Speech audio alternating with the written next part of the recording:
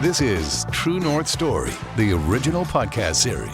Learn, love, listen, live. Are you ready to discover your True North Story? With your hosts, Tama Fulton and John Hudson Messerol. Now, what starts with the letter C?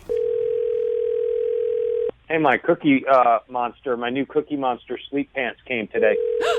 How are they? Seriously. Well, they're amazing. I don't know how well they will last because that's why I was asking you, because they're fleece. They're super comfy and I don't know how they do this, but. This is Tony. Tony, what's going on? Yeah, we're just talking about John got some new sleep pants. Sweet. Yeah. Super exciting. Cookie Monster. You know what? A round cookie with one bite out of it looks like a C. A round donut with one bite out of it also looks like a C. But it is not as good as a cookie. Oh, the moon sometimes looks like a C, but you can't eat that. So, C is for cookie. That's good enough for me. Yeah, C is for cookie. That's good enough for me. C is for cookie, that's good enough for me. Oh, cookie, starts with C. Yeah! Well, yeah, a lot of people don't understand. Guys like the sleep pants, Yeah, John wears them all the time, everywhere. Why? Well, let's just back up here a minute, since I am in Atlanta right now, or AKA Hot Atlanta, and we are, been super hot this summer. I'm like we have not. It was 94 degrees. Yesterday, it's in the low 90s today. Oh, yeah. It's just brutal. It's brutal. This year has been particularly hot, consistently hot. So I'm a little bummed because of that fact. I can't bring out the sleep pants. No. And right? Because I'll be sweating to death. Yeah. And how often when you do have sleep pants, how often do you wash them? That's an excellent question. I try and wash them at least once a week. I mean, yeah, there you go. You are a real man then. Just for sanitary purposes. But if you're going to tell me I'm with you. Yeah, if you're going to tell me you only wore them once, and then washed them, I was going to be very disappointed. You can't get away, Tony, with 4 weeks. You wear them front side and then back side and then inside out front and inside out back. Right. Well, for me, it's just my wife will say, I think we need, she'll just grab them and wash them. See, you have a built-in mechanism there with your wife. I'm kind of still out in the, left to my own devices. So that can be a little bit, that could be a little dicey for me. Yeah. Especially if you're in new relationships. That's when you don't know. You're like, okay, I've got to wash them more often, Exactly. You got to impress a little bit. You got to hook them before, you let them know the real you. I mean, come on. You got that right. And you officiated a lot of these weddings. Is that right, Tony? I have officiated about 100 weddings, I think, now. So I am an expert on getting the relationship started anyway, I guess. Here's the interesting part I want to know. I want to know this, Tony. How many of the weddings you officiated are still intact? Well, that's a great question because I do try to keep up with that because I did for a long time. I used to brag that I had a 100% success rate, and that went on for several years. But after once you've been doing them for a while, that your rate kind of goes down. But I from what I know, I'm still in the 90s. Really? Yeah. That's impressive. Yeah. And not based on your advice about sleep pants. No, I tell them, a lot of mine are just getting married, so they're just not wearing anything when they get married. That's why they're still married. They're still happily naked. Right. I'm so glad to talk to you because our True North Story fans have been clamoring for Tony Russell, and they want to know, how did this guy from West Virginia traverse across the entire country, have about 16 different jobs, and still sound so happy and upbeat in life? Oh, my God. Do you think I really sound happy? No. Do you know how many program directors in radio told me that that I needed to be more upbeat, that I was too mellow? What? I literally had one program director when I first got started that told me when he listened to me on the air, he pictured a guy sitting in a recliner smoking weed. Really? Which I'm like, sign me up for that job, right? Well, you're in Seattle now, so I was going to say that kind of works. You That's got your kind of the sleep pants demo out on and there. your weed too. Oh, of course. No, my kids But might hear this. water bong No. works. Yeah. Right. Yeah. No, that was my biggest complaint is I was just too mellow, which I do tend to be. I mean, because I try to think, believe it or not, I try to kind of think about what I'm going to say first. And plus I'm from the South, and so it comes across as very mellow and slow at times, I think. So I'm glad you think I sound happy. You know, as you know, I worked with Fitz there, and yeah, well, you know, he sounds like he's just had 17 Red Bulls every time he's on the air. So, but one of the things that he would tease me about is, you know, that I struggled a lot with being up and down, kind of. He used to say that I was almost bipolarish, and so I not to joke about that, but yeah, that's believe it or not, one of the things I've struggled with since in my adult life is depression. Wow, Tony. A lot. I mean, like, you know, yeah, it's a real battle. Not major depression, just kind of that low feeling of, you know. Right. And you know, it's in families. I mean, it's in John's family. It's in my family too. Absolutely. And I talked to a doctor one time who said that taking medication is not a stigma. For a long time, people have said that anything that has to do with your brain chemicals and medication is, you know, something you don't even want to talk about. But it's like wearing glasses, he said. When your brain is chemically wired the right way, it's like you can see clearly. Right. So if you need prescription for glasses, well, then why not wear them? And if you need something for depression, why not take it?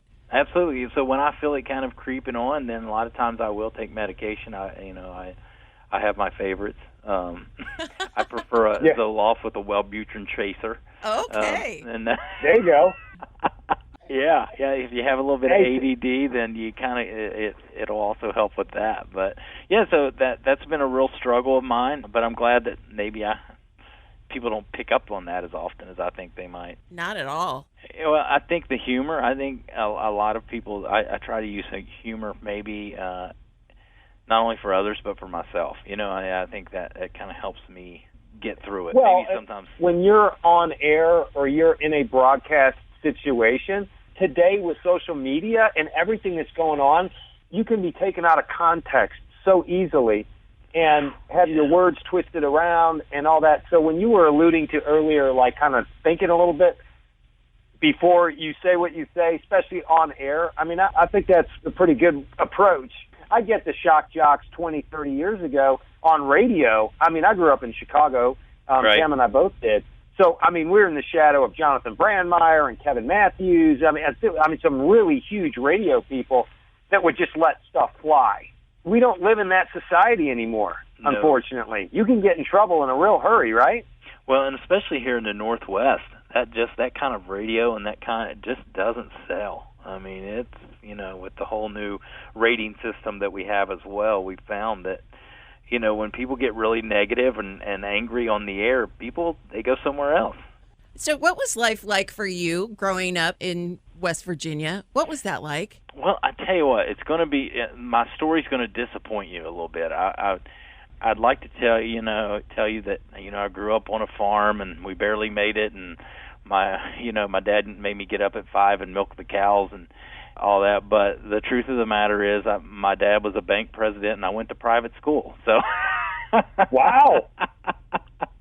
That's not the story you wanted, I'm sure. I was thinking Appalachia, walking to school with no shoes. No, that was my dad. My dad had that life growing up. He was raised, his dad was a coal miner. They didn't have anything. Very, very impoverished community that he lived in. Father was murdered when he was a young adult. I mean, he came out of the coal mines ready to make a difference and ready to have a different life. And he started out in a little loan company and worked his way up to being a bank president before he even had a college degree, and then opened up his own real estate business. And so I was really raised around, business people, and that's what was kind of instilled in me, is to become an entrepreneur and do my own thing. And and really to work for myself. So when I went into working for other people, and especially in radio, in the new radio world, it was very difficult for me to have a boss and have people telling me what to do. So, well, you're kind of an out-of-the-box guy, really. You are, Tony. And how was that growing up? I mean, you were instilled with values of being your own man and making your own way, but when you wanted to do creative stuff, how did that fly at home? Well, that was when I went to see my when I got in radio, I was in my mid-20s, actually late for radio, and I owned my own, or I was part owner in a psychology practice. When I got my master's in psychology, I was getting all these really bad job offers, so I just went to one of my teachers and said, hey, if I can come up with $10,000, will you open up a practice with me? And if he didn't dream that I could come up with $10,000, and I just went and begged and pleaded for $10,000 from my dad, and he said absolutely. And I opened up How great is that? Yeah, I opened up my own psychology practice with my professor, and we were doing very well. And I just got the radio bug, and I'll never forget. I went, a few years after I started to practice, it was doing pretty well, and I went to my dad, and I'm like, well, I'm going into radio, and I'm moving to this little small town called Wichita Falls, Texas, and I'm going to work in radio full time. And he asked me I'll never forget, he said, so what are you going to make? What are they going to pay you? And I lied and said $20,000. I think it was 17, actually. Wow. That's what they were going to pay me. But holy cow. I gave up everything. I had a free home because my grandparents had passed away, and so I was living in a free house, had this practice that was doing pretty well, and I just felt like that was what I wanted to do, was radio. So I moved everything I could fit into a little car and drove across the country and went into radio. And my dad was just like, what are you doing? He said, you're going to starve. And he wasn't wrong. I mean, I did there for a while. What was the driving influence to want to go into radio? Was there a catalyst? Was there something that struck you there, inside or external, or what? It was morning radio that I really loved. I listened to a lot of morning radio, and I thought it was just amazing how funny they were. And, this is several years ago, so, morning shows just had free reign. They just went on the air and got to do whatever they wanted to do. I just loved making people laugh, and I thought the radio was a great way to do that and to move people. And also it just opened up what I would learn is it just opened up the opportunity to do a lot of good things, too. Radio in general can build such a family environment and such a following, and it gives you such a podium to do good in your community. Unfortunately, I think radio's gotten away from that, but it is such a powerful tool to change an entire community, too. Texas, when the tornadoes would roll through, man, we would come out, and we were there to save the town, to help get clothes for people, or if there was a flood, we were on it. If a family lost their home, back then radio was a big part of their community and part of the family. So that really drew me in because I still wanted to make a difference in people's lives, Right. And I imagine being a counselor, you heard a lot of really bad news, I'm sure. I did, because our practice became kind of known as the place to go for when children had been abused. So we did a lot of evaluations. So I got to see a lot of the worst of the worst situations, and so we were really involved in doing family counseling and interventions. And the one thing that just struck me is that I began to realize how many families and how many people in the community were hurting, and how many families were just, even the families on either side of the tracks, were just dysfunctional and hurting. And people were more people than not, I found, were unhappy, unsatisfied with life. I want to make a difference. I want to help people live a life that's full, and a life that is focused on good things and not the bad, and kind of help pull people out of those horrible situations they were in. I soon realized that's not an easy thing to do. But every one of us can do a little something, can't we? Right.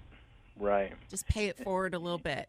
Right, and then to kind of steamroll into that, and that's what led me back out of radio, and I actually went into and became a pastor for a while. I was in the ministry because growing up in a Christian home, I kind of thought, and in the South, I thought, well, that's the answer. I felt like that I could truly make a difference in people's I would be able to make a huge difference in people's lives by being a pastor and in the ministry, and that ended up, maybe for a whole other podcast, but what I truly realized, to make it a long story short, is I could do a lot more good in radio than I ever could as a pastor, and have more of an influence on people's lives than as a pastor, and so that kind of brought me full circle, and I went back into radio for quite a while. You know, John, my co-host here, when he was were you in high school, John, when you took your career exam to find out your vocational exam? Either maybe 8th grade, freshman year, where you take that exam, Tony, that tells you what your aptitude is for, sure. certain professions or whatever, or what you're most gifted at. Well, John was either supposed to be a pastor or a funeral director. Oh, wow. Sympathetic. Talk about inspiring a freshman, like, woohoo, let's just march out the door right now. Yeah, that's not what a freshman wants to hear, is that you're going to be a preacher or the funeral director. The funeral director actually may. Excuse me now. I can tell you this, being a pastor for a few years, the funeral director may be more uplifting. You're not that far off there, Tony. I'm thinking pastors get hit with a lot. Yeah, that was, like I said, a whole other podcast there. We're talking about the election coming up here pretty soon, and I know that the Clintons are pretty good friends of yours. I know Bill and you hang out quite a bit. And oh, yeah. I was just wondering if he was around, if we might be able to ask Bill a couple of questions. Oh, hold on a second. Okay. Hold on a second. He's actually, ironically, he's visiting here in the office. Hold on. Oh, okay. All right. Oh, my. This will be fun, huh? Yeah. Hello. I didn't know Bill was in that. Mr. Clinton. Oh, what's your name? My name True is... North Stories, meant to inspire, encourage, motivate, and offer hope. And now, back to the program. Emma, and this is my co-host, John, and we're so thankful that you agreed to come on the podcast here last minute. Tama. Hey, Hillary, I might have another intern on the line here. You looking for another position, Tama? Can I interest you in maybe a internship? An internship? Here? Oh yeah, the first dude. That's what they're calling me. Yeah? All right, that's enough of that. I gotta get him man! I had to send him back out there. He's got to go take his medicine. His cholesterol's up. His cholesterol's up. I can only imagine. Oh my goodness, that was fun. That's incredible. Tell us a little bit about that. Was that just something that came naturally, or it was when I was younger? I can't do very many voices anymore. When I first met Fitz and we were doing mornings together in Wichita Falls, Texas, I could do a ton of voices, and I really can't do that many. The other one I used to be able to do, which was now like I can do all those voices they're out of date. Like I could do Ronald Reagan, Jimmy Carter. I could do some of those, and like no one cares about those anymore, right? And then I could do Hank Hill. Damn it, Bobby. Oh, really? Oh, that's really good. Yeah. From King of the Hill, right? Okay. Yeah. It's funny though, because the voices that you talk about are different now. Those voices, like you listen to Bill Clinton or Ronald Reagan, are the ones you talk about. Yeah. Now people don't talk that way as much anymore. They don't have that. There's not anyone that's in the political arena per se that just has that really unique voice. I mean, I guess Barack Obama does. When I got started in the radio, I guess it's been 20 years ago, that was a big thing. Everybody was doing what we called the bits on the radio and voices and fake. You'd have all these people call in, and with fake voices, and so I was a natural fit for that back then. I don't know that people do that so much anymore.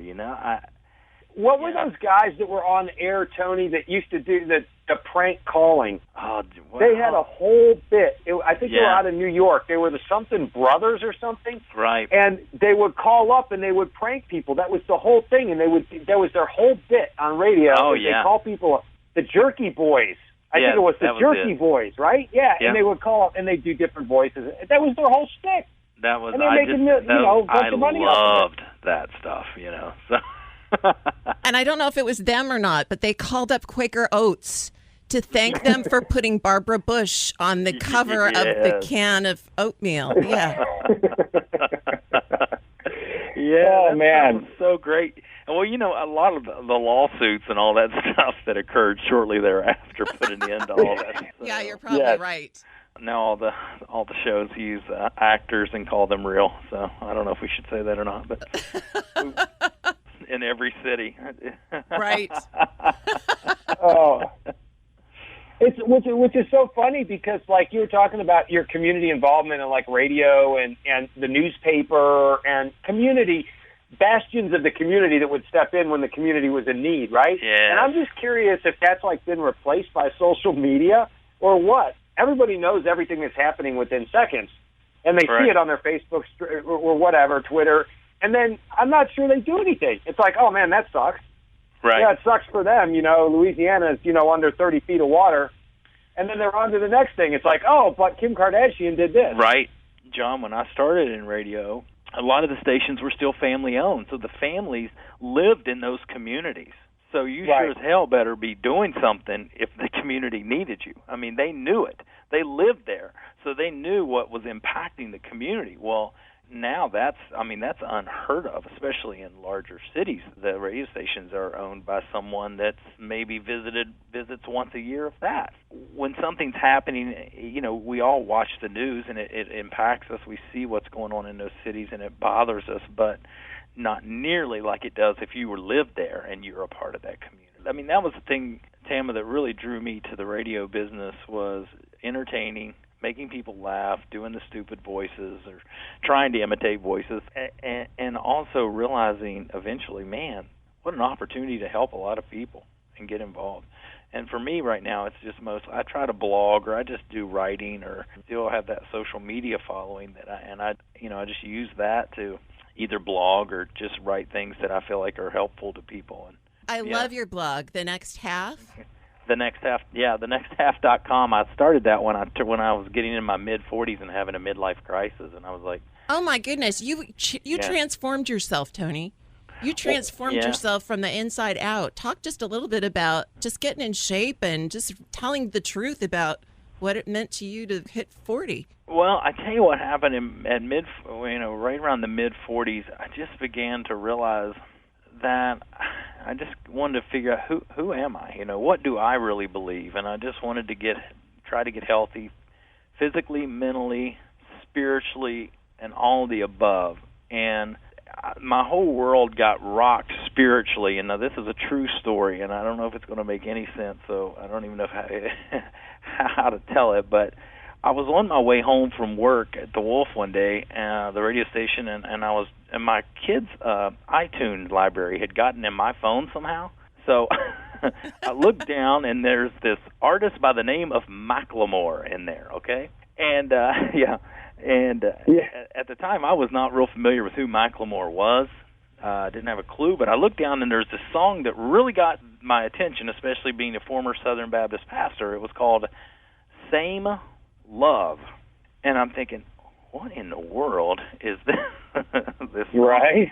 And so I started listening to it, and as you probably know, the song is if you listen to the song, it kind of throws you off a bit, but if you've seen the video, you know that Macklemore writes this song. I think his uncle was gay and wanted to get married, and at that time couldn't. And so it's this song about two people that love each other but are being harshly judged, can't get married, can't have a normal, what we call normal relationship because of the stigma that's associated with it. And he starts singing, and he says, he's talking about the Bible, and he says, they call it wrong, they say it's wrong because of this book that was paraphrased and written over 3,000 years ago. And he says, is it true? I don't know. And as I'm listening to this song about these two people that love each other, but because of religion and because of all these beliefs people have. And you can be cured with some treatment in religion. Man-made rewiring of a predisposition playing God. Oh, nah, here we go. America the brave still fears what we don't know. And God loves all his children. It's somehow forgotten, but we paraphrase a book written 3,500 years ago. I don't know. And I can't change. They're not free to love each other. They're not free to have the life they want. And I just began to cry as I'm driving down the road. And I'm like, what in the world is wrong with me, But Yeah. It was like this powerful moment of, okay, my whole life I was raised in this belief system. Why do I believe it? Have I ever taken the time to listen to what other people believe? Because I think their religions are crazy. They probably think my religion's crazy. I think people that don't have religion are crazy, but they think.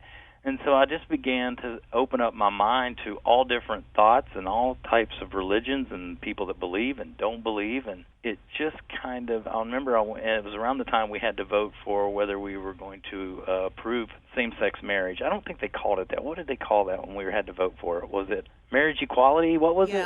And I went home, and my wife and I were talking, and I said, if I followed what I was raised to believe, I would have to vote no.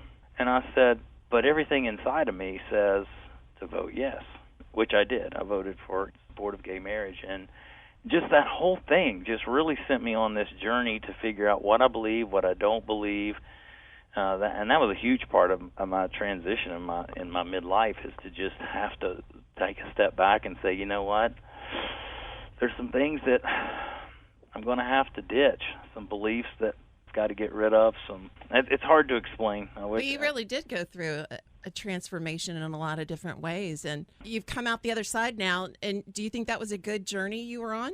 I think it's a journey you have to go on. If you say you believe something, if whether you're a Christian or whether you're Muslim or whether you're none of the above, I think you owe it to yourself to go in search of answers, and you can't do that just by by listening to people that believe the way you believe. You've got to sit down and read and listen to people that believe differently than you do, because you've got to otherwise you're not really living a life with conviction. You're just living this life that you were told to live. Right. You're just living out a belief system because that's what Mommy and Daddy told you was true. And that's really interesting, Tony, because one of the things that Tam and I talk about with True North Story a lot is that we want people to find the why behind the who. And I know that sounds somewhat cliched at times, but if you ask people your why, and all of a sudden they get this deer in headlights look, and it's like, well, what do you mean? Or why? Why what? You need to clearly articulate why you're doing what you're doing. Why are you living the life you're living? Are you passionate? Are you engaged? Are you doing something, outside of yourself? In most cases, the answer is they don't know what you're talking about. You know what I mean? It's like, well, I got to have a job. I got to put food on the table, or this is what I went to school to do, or I got kids to feed. I think the quality of life for individuals goes up so much more if they're willing to invest in that. Right. The time and energy and effort required to finding the why for themselves. And it can be all different things for all different people. But if you're just going along because society tells you, or because your parents told you, to your point, Tony, or because it's the way you've always done it, that doesn't help anybody, least most yourself. You wouldn't believe the guys I went to seminary with, that the few that I still talk to today, that we'll kind of get together, and a lot of us have kind of stepped out of the religious arena, and I'm not encouraging people to do that. I'm not bashing the church here or anything like that, but those of us that kind of just took a break from it, and especially those of us that moved to the other end of the earth, like I have, from West Virginia to Washington. I mean, the only way I could have moved any farther is to go toward the end of the ocean. So here I am. I'm on the other side of the earth, where I'm truly free from judgment. No one, for the most part, back home knows me. No one's watching me. So I can take the time to totally get a walk out of that religious environment, away from the church for a while, and just begin asking questions, reading other material, and then come back to it. Wow. I mean, it's a totally different world, man. You begin to say, now that I think about that, or now that I hear someone else say that sounds pretty freaking weird, man. I'm sorry, that might be offensive to some people, but, you really, to get away from it and then come back, because when you're in it, it's just that world you were raised in. It just seemed normal. Mom and Dad told you it was true. The pastor told you all this stuff's true, and these very powerful people, well, they would never lie to you. And so you just grow up in this world, and to step out of it for a while and then come back is when you kind of really know who you are in your heart of hearts. Right. And you own it yeah, for because yourself. You're coming Right. Exactly, because you're coming back to it on your terms of now knowing what part or what role you want to play within it.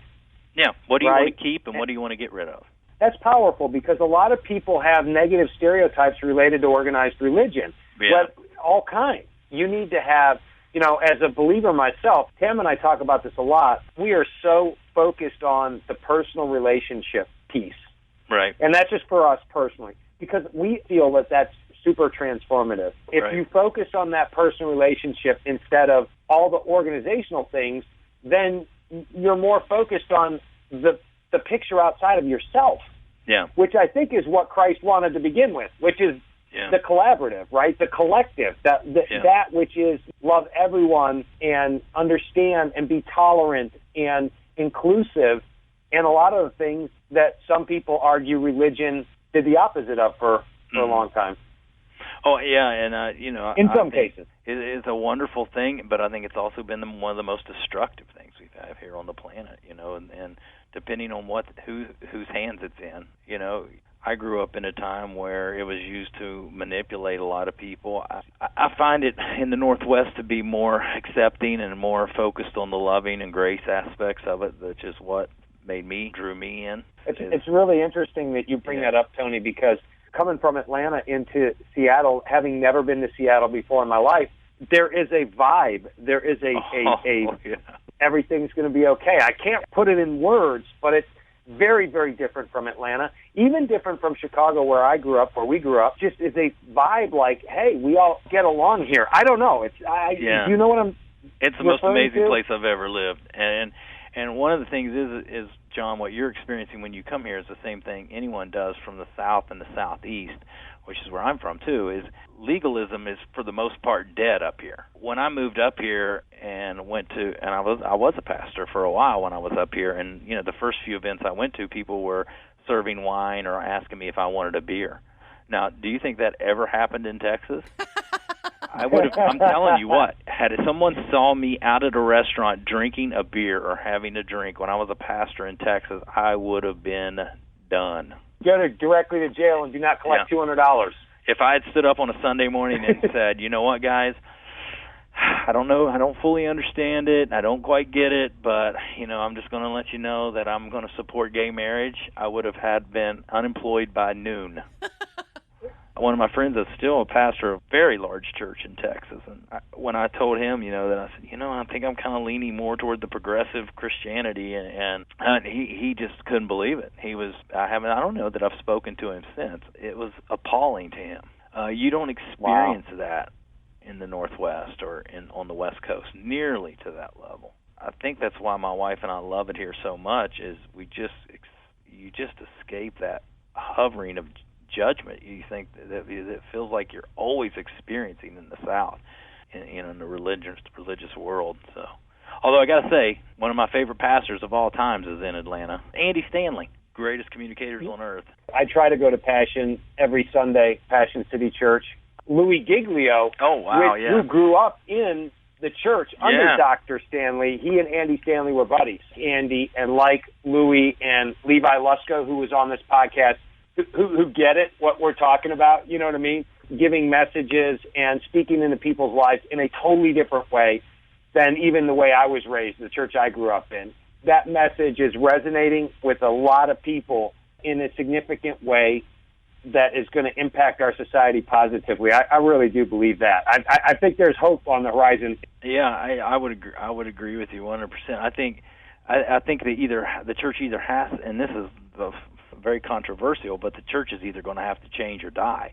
It may be a long process, but they were already on their way to dying out, and they flipped a bunch of different switches and and realized that some of the churches have not, and they're easily to spot because their parking lots are empty on Sunday. But I've also got friends in I went to a Baptist seminary, the largest Southern Baptist seminary in the country, and so, but they don't see it that way. They're like, well, Tony, if they'll say they're watering down the word, they're watering down the gospel, and that's not right. You've got the fundamentalists that are still very offended by the Louis Giglios and the Andy Stanleys and those guys because they think that what would the word I'm looking for? Compromising. I don't see it that way, but Tony Russell, I am so glad that you're living out the gospel in your own life, and you're still helping people, and you are still writing, and you're still kicking the pants. Let me just say. Well, thank you. You got so many folks all around the country who just love you, and just so glad to talk to you on True North Story. Well, thank you very much. So, hey, Tony, what's next for Tony? I did want to ask you that. That's a good question. What do you got on? Yeah, what's out there? I bet Tony's still wondering himself. Well, my wife and I have decided that the Northwest. This after. Well, we want to stay in the Northwest. I'm like, well, So we're here for good. Believe it or not, I sell insurance. That's what I say. You're living out the gospel. Yeah, I'm selling fire insurance. That's right. No, I'm joking. I do. I sell insurance, and I absolutely love it. I miss being on the radio. We'll see what happens, but for now, this is my new life. I honestly don't know. And that's okay. Yeah, I'm only 50, so haven't found my niche yet, but that's all right. So. Well, when you figure out what you're going to be when you grow up, let us know. Oh, I will. We can do another podcast. Absolutely. Tony, thank you so much for being with us.